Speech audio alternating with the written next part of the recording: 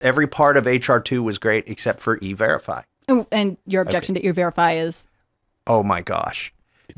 It's just another layer of government to track you. It will not be used to end illegal immigration. It may, and some states have it. It's basically just raise the price of a fake ID. And in the meantime, it's people think, oh, this gets applied to illegal aliens. No, it's applied to every American who tries to get a job. You are going to get E-Verified.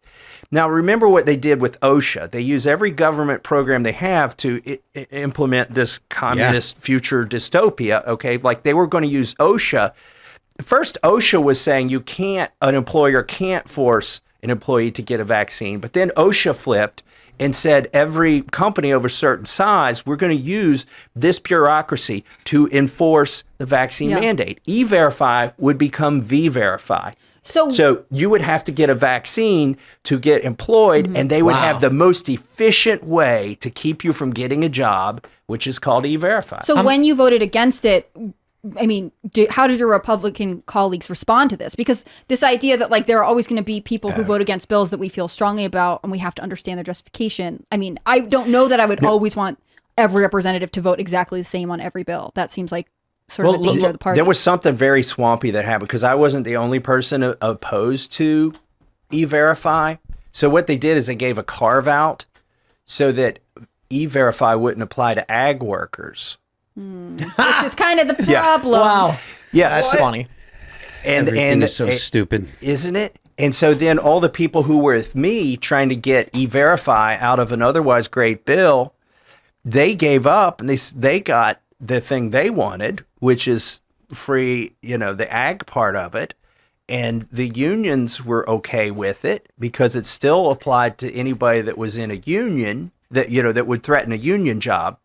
Ag workers aren't unionized. So anyways, it was really swampy the way they did this carve out after the bill had come out of committee. But nobody was mad at me because honestly, they knew I was doing it on principle. And also, I think a lot of them knew I was right, but they weren't going to take that stand. And I'm thinking about, as I asked earlier, like, why can't the Republicans get anything done? And I envision these fiery speeches that you have given, or I've seen like Rand Paul give, and it's like they fall on deaf ears very often because people just don't care. And then part of me thinks that there is no solution, and so I immediately just imagined like, what would I do if I was in Congress? And I'll tell you what I'd do.